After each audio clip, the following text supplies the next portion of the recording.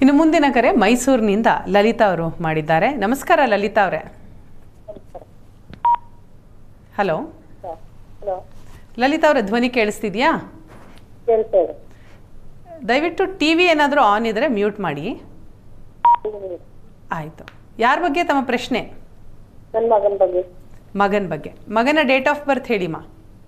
8/9/98. 8/9/95.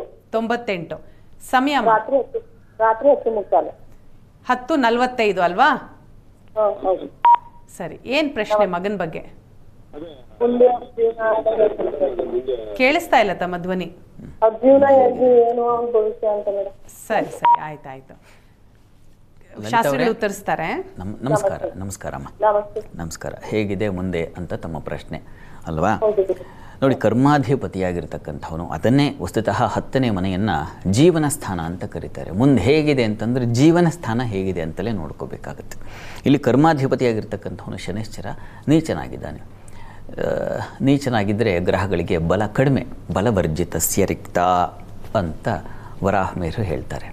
ಗ್ರಹಗಳು ಬಲವನ್ನು ಕಳ್ಕೊಂಡಿದ್ದರೆ, ಬಲವರ್ಜಿತರಾಗಿದ್ದರೆ ಸ್ವಲ್ಪ ಓಡಾಡು, ಅಲೆದಾಡು, ಬರೀ ಇನ್ನೊಬ್ಬರ ದೈನ್ಯತೆಯಿಂದ ಬದುಕು, ಇನ್ನೊಬ್ಬರ ಹತ್ರ ಬರೀ ಸೇವೆ ಮಾಡ್ಕೊಂಡು ಈ ಥರ ಆಗಿಬಿಡುತ್ತೆ. ಮತ್ತು ಅಷ್ಟೇ ಎಲ್ಲ ಕರ್ಮಸ್ಥಾನದಲ್ಲಿ ಕೇತು ಇರತಕ್ಕಂಥ ನಿಮ್ಮನ್ನು ಹೆದರಿಸ್ತಾ ಇಲ್ಲ, ಏನಪ್ಪ ಹೀಗಿದೆಯಾ ಅಂತ ಆತಂಕ ಬೇಡ. ಇದಕ್ಕೊಂದು ಪರಿಹಾರವೂ ಇದೆ. ಹತ್ತಿರದಲ್ಲಿ ಯಾವುದಾದ್ರು ಶನೈಶ್ಚರ ದೇವಸ್ಥಾನ ಇದ್ದರೆ ಶನೈಶ್ಚರನಿಗೆ ಪ್ರತಿ ಶನಿವಾರ ತೈಲಾಭಿಷೇಕ ಮಾಡಿಸಬೇಕು. ಅದು ತುಂಬ ಸಹಾಯವಾಗುತ್ತೆ. ಶನೈಶ್ಚರನಿಗೆ ಮಾಡಿದ ತೈಲದ ಆ ಅಭಿಷೇಕ ಶನೈಶ್ಚರನ ಕೃಪೆಯಿಂದ ಕೆಲಸ ಸಿಗುತ್ತೆ ಬಹಳ ಬೇಗ. ಪ್ರತಿ ಶನಿವಾರ ಶ್ರದ್ಧೆಯಿಂದ ಶನೈಶ್ಚರ ಮಂದಿರಕ್ಕೆ ಮತ್ತು ಆಂಜನೇಯನ ಸನ್ನಿಧಾನಕ್ಕೆ ಹೋಗಿ ಬರಲಿ, ತುಂಬ ಸಹಾಯವಾಗುತ್ತೆ. ಗಾಬರಿ ಮಾಡ್ಕೋಬೇಡಿ. ಗ್ರಹಗಳು ಬಲಹೀನವಾಗಿದ್ದಾಗ ದೇವತೆಗಳ ಆರಾಧನೆಯಿಂದ ಆ ಬಲ ಕಳೆದು ಹೋಗಿ ನಮಗೊಂದು ಬಲ ಬರುತ್ತೆ. ಶ್ರದ್ಧೆಯಿಂದ ಮಾಡಲಿ, ಒಳ್ಳೆಯದಾಗಲಿ. ಇನ್ನು ಮುಂದಿನ ಕರೆ ಬಳ್ಳಾರಿಯಿಂದ ರಾಜು ಅವರು ಮಾಡಿದ್ದಾರೆ. ನಮಸ್ಕಾರ ರಾಜು ಅವರೇ.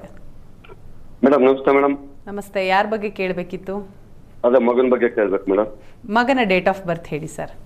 ಮೇಡಮ್ 27/12/2005 ರಾತ್ರಿ 8:10 ಮೇಡಮ್. 27/12/2005 ರಾತ್ರಿ 8:10. ಇನ್ನೊಂದ್ಸರಿ ಹೇಳಿ ಟೈಮಿಂಗು. ರಾತ್ರಿ 8:10 ಮೇಡಮ್. 8:10. ಸರಿ, ಪ್ರಶ್ನೆ ಏನು? ಅದೇ ಮುಂದೆ ಹೆಂಗಿರ್ತೈತೆ ಲೈಫ್ ಅಂತ. ಸರಿ ಸರಿ, ಆಯ್ತು. ರಾಜು ಅವರೇ ನಮಸ್ಕಾರ. ನಮಸ್ತೆ ಗುರುಜಿ. ನಮಸ್ಕಾರ. ಇದು ಕರ್ಮಾಧಿಪತಿಯಾಗಿರ್ತಕ್ಕಂತಹ ಕುಜ ತುಂಬ ಚೆನ್ನಾಗಿದ್ದಾನೆ. ಅಲ್ಲಿ ದಿಗ್ಬಲವೂ ಇದೆ ಮತ್ತು ರುಚಕ ಯೋಗವೂ ಏರ್ಪಾಡಾಗಿದೆ. ಹೀಗಾಗಿ ರುಚಕ ಯೋಗದಲ್ಲಿದ್ದಾಗ ಬಹುಸಾಹಸಾಪ್ತ ವಿಭವ ಶೂರೋ ಅರಿಹಂತ ಬಲಿ ಅಂತ ಹೇಳುತ್ತೆ. ಸಾಹಸ ಕಾರ್ಯಗಳನ್ನು, ಕಠಿಣ ಕಾರ್ಯಗಳನ್ನು ಸಾಧಿಸುವಂಥ ಸಾಧ್ಯತೆಯನ್ನು ಸೂಚಿಸ್ತಾ ಇದೆ. ಎಲೆಕ್ಟ್ರಿಕ್ ರಿಲೇಟೆಡ್ ಆಗಿರ್ತಕ್ಕಂಥ ಕ್ಷೇತ್ರಗಳಲ್ಲಿ ಮುಂದುವರೆದರೆ ತುಂಬ ಚೆನ್ನಾಗಿರುತ್ತೆ ಅನ್ನೋದನ್ನು ಸೂಚಿಸ್ತಾ ಇದೆ. ಮೆಕ್ಯಾನಿಕಲ್ಲು, ಕೆಮಿಕಲ್ ಇವುಗಳಿಗೆ ಸಂಬಂಧಿಸಿರ್ತಕ್ಕಂಥ ಕ್ಷೇತ್ರಗಳಲ್ಲಿ ಮುಂದುವರಿಲಿಕ್ಕೆ ಅವಕಾಶ ಇದೆ. ಗುರು ದೃಷ್ಟಿ ಇದೆ ಕರ್ಮಸ್ಥಾನಕ್ಕೆ, ತುಂಬ ಚೆನ್ನಾಗಿದೆ. ಒಳ್ಳೆಯ ದಾರಿ ಸಿಕ್ಕರೆ ಇವರಿಗೆ, ಒಳ್ಳೆ ದಾರಿ, ನೀವು ಒಳ್ಳೆಯ ಗುರುವಿನ ಪರಿಚಯ ಮಾಡಿಸ್ಕೊಟ್ರೆ ತುಂಬ ಚೆನ್ನಾಗಿ ಬೆಳೀತಾರೆ. ಮತ್ತು ಅಷ್ಟೇ ಅಲ್ಲ, 4 ಜನಕ್ಕೆ ಮಾರ್ಗದರ್ಶನ ಮಾಡ್ತಾರೆ. ಅಷ್ಟು ಚೆನ್ನಾಗಿದೆ ಅವರೇ, ಒಳ್ಳೆಯದಾಗಲಿ. ಸರಿ, ಮತ್ತಷ್ಟು ಕಾಲರ್ಸ್ ಜೊತೆ ಮಾತಾಡೋಣ ಮುಂದಿನ ಹಂತದಲ್ಲಿ.